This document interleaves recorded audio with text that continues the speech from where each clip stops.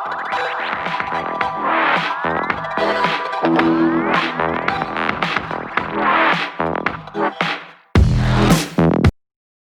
लोगों को आज जो है कक्षा 9 में गणित के बारे में अध्याय 3 प्रमेयीकरण के बारे में पढ़ाने चल रहे हैं। आप लोग इस वीडियो के पहले भी कुछ वीडियो पा चुके हैं इसमें पिछले 2 लेसन का, और इसमें हम प्रमेयीकरण में होता क्या है कि आप आइए यहाँ रेशनलाइजेशन प्रमेयीकरण जैसे रेशियो से संबंधित संबंध होगा, कर्ण युक्त होगा। जैसे कर्ण युक्त में आपको करणी में मान लीजिए हम लिखने की थ्योरी बता रहे हैं कि करणी में 5 है, तो इसको हम क्या कर सकते हैं, करणी में एक चिन्ह के साथ लिखते हैं तो इसे करणी में 5, यानी लिखने की क्रिया हमारी ये होती है, पढ़ने की क्रिया ये होती है। यहाँ इसको वर्गमूल के रूप में भी पढ़ते हैं। में करणी की घात यहाँ पर 2 है, जिसको हम जो है उस तरह से करणी चिन्ह को हटाते हैं तो यहाँ पर करणी में 5 को इसको लिखते हैं इस प्रकार से 5 लिखते हैं, इसके ऊपर 1/2 लिख देते हैं। लेकिन ये इसका कुछ अलग अलग रूप है। जैसे आप लोग पीछे पढ़े हैं घनमूल के बारे में, इसे लिख दिया जाए 27 का घनमूल। 27 का घनमूल तो लिखने की क्रिया आपकी होती है, यहाँ 3 लिखते हैं इस कड़ी के ऊपर, मैंने संबंध में अंदर 27 लिखते हैं। तो जब इसको हम 27 लिखते हैं तो इसकी घात जो होती है में करणी की घात जो आपकी है, करणी की घात 3 है। लेकिन इसके हल करने की प्रक्रिया क्या है आपकी कि इसको हल करने के लिए हम जब लिखते हैं तो यहाँ पर इसे 3 कर देते हैं। ये आपका हो जाता है घनमूल 3 की घात 3, जिसको हम इस तरह सामान्य रूप में 3 लिखते हैं, लेकिन इसको इस प्रकार भी लिखते हैं कि 3 की घात 3 कुल की घात 1/3, यानी यह आपको मिल जाता है 3 की घात 3 गुणे 1/3, जहाँ 3 से 3 आपका कट गया, 3 की घात 1 बराबर 3, यानी यह आपके लिखने की क्रिया है। तो लिखने की क्रिया में हम इस प्रकार से इसको लिखते हैं। आइए इससे संबंधित कुछ हम आपको जो है फार्मूले का रूप देते हैं कि जैसे कहीं आपको मिलता है तो आप कैसे लिखेंगे। जैसे लेके चलिए कि करणी में लिखा हुआ हो, नंबर 1 ले लीजिए, करणी में A/, करणी में B लिखा हुआ हो, तो हम इसमें दोनों करणी को जो है हटा करके एक सिंपली करणी का रूप लिखेंगे A/B।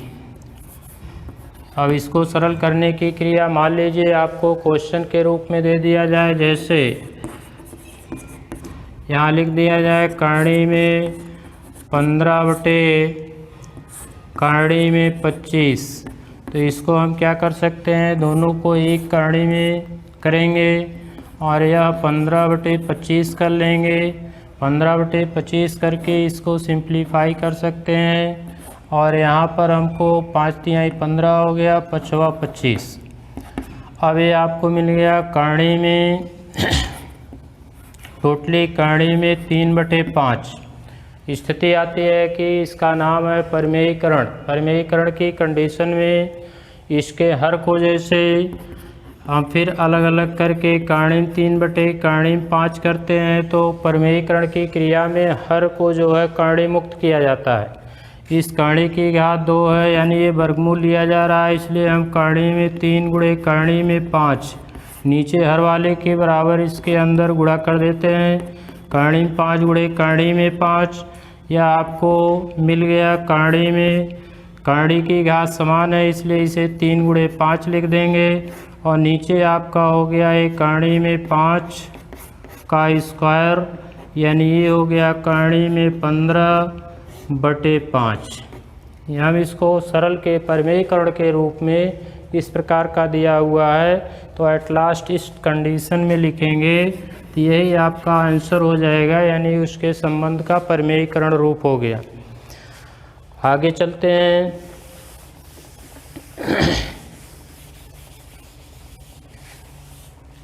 आगे आपको मिलता है कि इसमें कहीं दो पदों के रूप में मिल रहा है गुणन की क्रिया में। दूसरे नंबर पर दे दिया गया है करणी में ए गुणे करणी में बी, करणी में ए गुणे करणी में बी लिखा गया है। तो इसका प्रयोग जो है करणी की घात समान होने के कारण हम इसको जो है एक करणी के अंदर लिखते हैं। एक करणी के अंदर लिख करके हम इसके लिख देंगे ए गुणे बी। अब ए गुणे बी का मान जो भी आएगा उसको उसके अंदर लिख दिया जाएगा। जैसे इसका सवाल रूप क्या होगा, सवाल रूप आपका हो जाएगा करणी में 5 गुणे करणी में हम यहाँ लिख सकते हैं 9। तो इसका रूप क्या हो गया, करणी में 5 गुणे 9। अब ये आपको मिल रहा है जिसमें हम देख रहे हैं कि करणी में 9 जो है इसका वर्गमूल आपको 3 मिलता है। तो इसे लिखा जा सकता है 3 करणी में 5 के रूप में हम इसको दिखा सकते हैं। 13 आपके 2 घात करणी के रूप में। अब इसी में जैसे कुछ पद आते हैं करणी की घात 3 के रूप में हम चलते हैं, जहां आपको मिलता है कि घनमूल की क्रिया।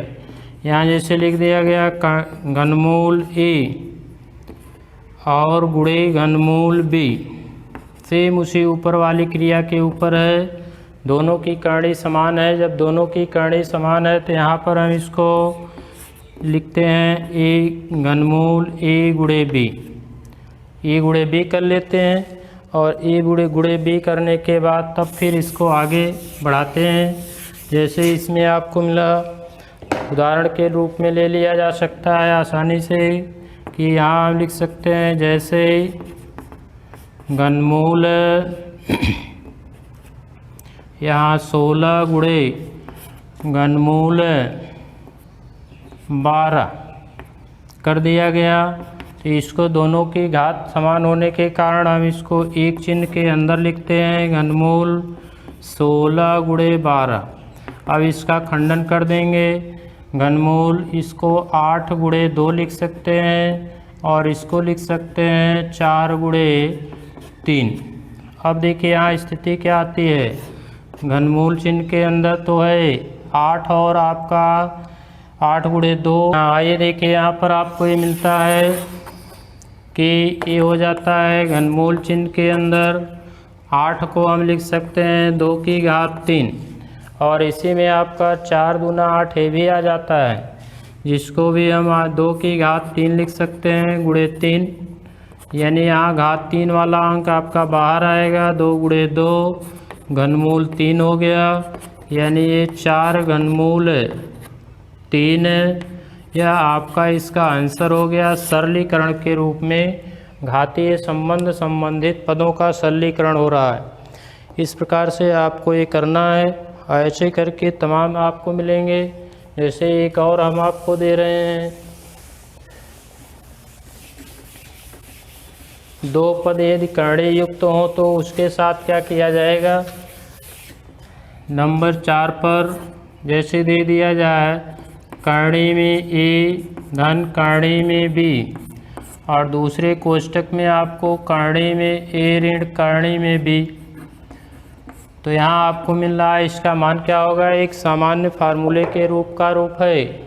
एक तो आप गुणा करके इसको निकाल सकते हैं, दूसरे आप पीछे बीजगणित में वर्गांतर सिस्टम का याद रखिए कि 2 पदों के योग और अंतर का संबंध यहाँ हमको मिलता है। यह हो जाएगा करणी में ए का स्क्वायर माइनस करणी में बी का स्क्वायर।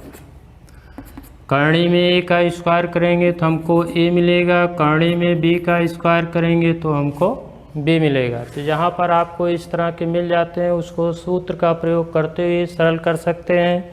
जैसे ले लिया जाए हमको उदाहरण के रूप में लेना होगा करणी में 5 ऋण करणी में 3। दूसरे कोष्टक में हमने लिख दिया करणी में 5 धन करणी में 3। तो आपको यहाँ मिलेगा क्या, करणी में 5 का वर्ग और ऋण करणी में 3 का वर्ग। यह आपको मिल गया 5 ऋण 3 बराबर 2 हो गया। इस प्रकार से आपको सवाल अब करना है, जिसके लिए अभी हम आपको होमवर्क देंगे, लेकिन इसके समझने में कोई भी दिक्कत होगी तो आप लोग इसको बताएंगे। अभी आज हम आपको केवल 2 घात यानी वर्गमूल संबंधित सिस्टम और 3 घाती यानी घनमूल संबंधित सिस्टम के बारे में ही दिए हैं। अगले दिन आपको 4 घाती संबंधित भी, 5 घाती संबंधित भी, कर्ण युक्त संबंध के बारे में बताएंगे। अभी आपको होमवर्क का सवाल मिलेगा, इसमें जो आपको समझ में नहीं आता उसको कमेंट बॉक्स में कमेंट करने का प्रयास करिएगा। हम अगले वीडियो में निवारण देंगे।